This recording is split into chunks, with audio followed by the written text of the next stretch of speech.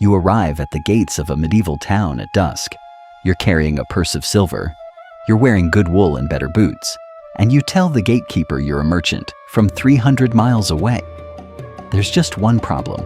You have no passport, no photograph, no birth certificate, no signature on file, no database anywhere on earth that contains your name, and nobody inside these walls has ever seen your face before. So prove it. Prove you are who you say you are. Because if you can't, you're not a merchant, you're a vagrant. And in some of these towns, that isn't an insult. It's a crime you can be branded for. Here's the strange part. Medieval Europe solved this problem, solved it well enough to run banking networks across an entire continent.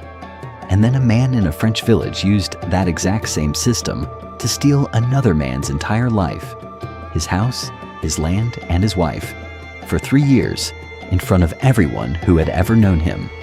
This is how identity worked before paper. Start with how total the emptiness was. For most of medieval Europe, ordinary people had no birth record at all. England didn't require parish registers until 1538, France 1539. Before that, for the overwhelming majority of human beings alive, the moment of their birth was written down nowhere, which means most people did not know how old they were. We know this because English courts had to invent a procedure for it. It was called a proof of age. When an heir claimed to have turned 21, a jury of local men was assembled, and they didn't check a document. They remembered.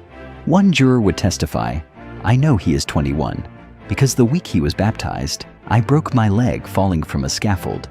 Another, "Because my daughter was born that same month." Another, "Because the mill burned down." That was the archive, not paper. People, human memory, cross-examined under oath. Hold that thought, because it explains everything that follows. In the medieval world, you didn't have an identity. You were given one by the people around you. They had a word for it, fama, your reputation. And it wasn't gossip, it was legally binding. If you were accused of a crime in England, you might not face evidence at all. You'd face compurgation.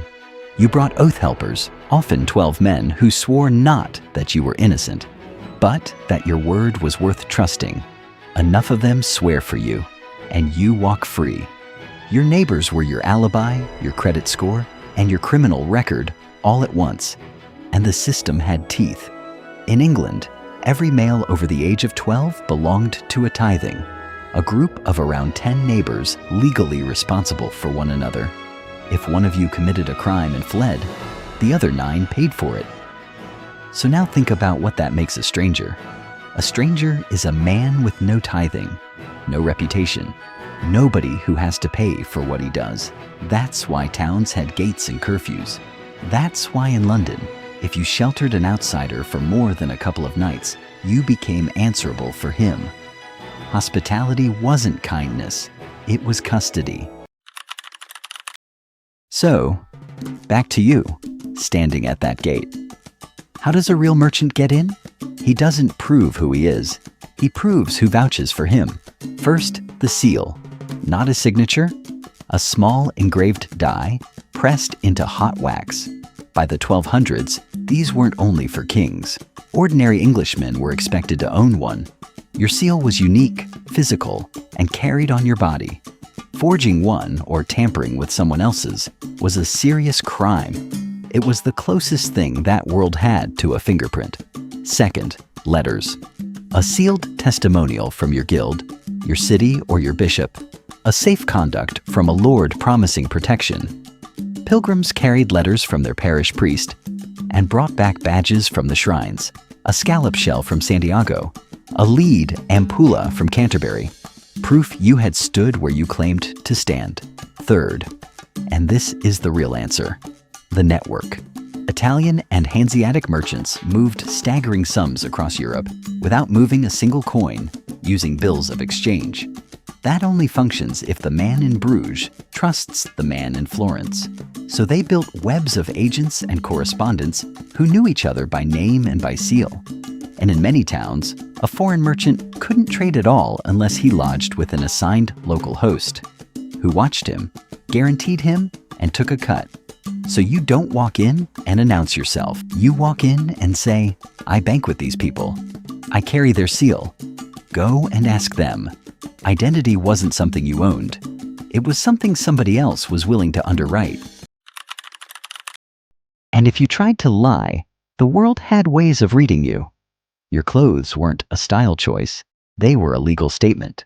Sumptuary laws across Europe dictated which furs, fabrics, and colors each rank was permitted to wear. Dressing above your station could be punished. Certain groups were forced by law into identifying marks.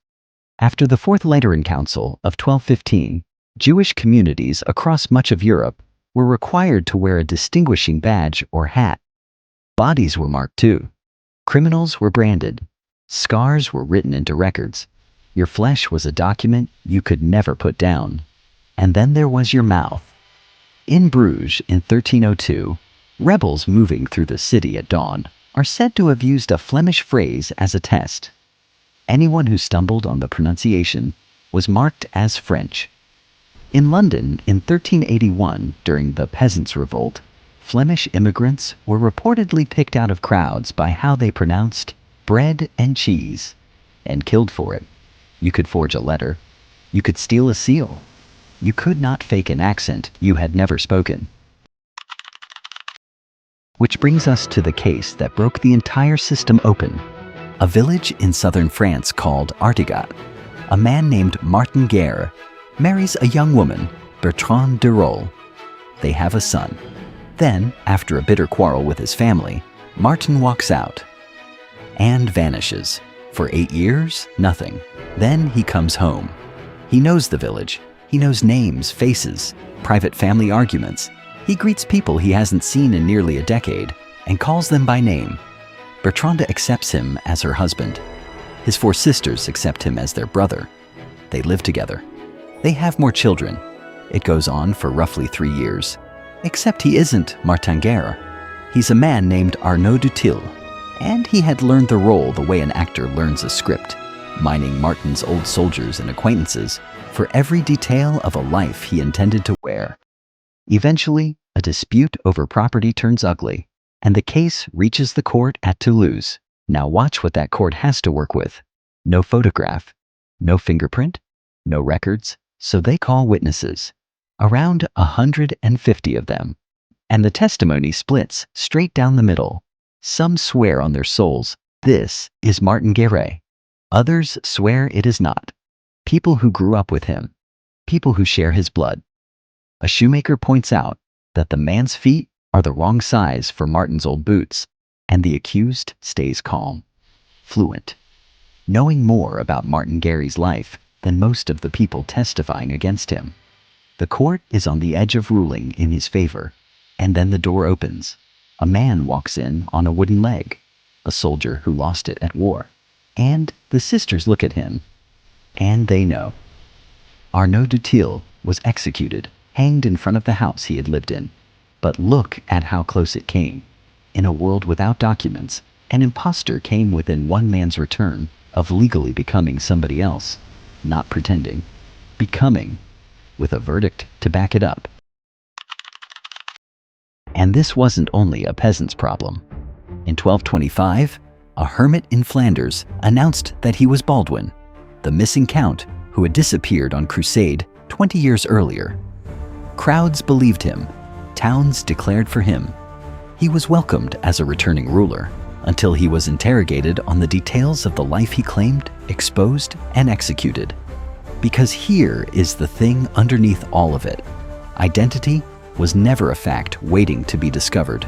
It was a verdict. And verdicts can be coached, bought, and wanted.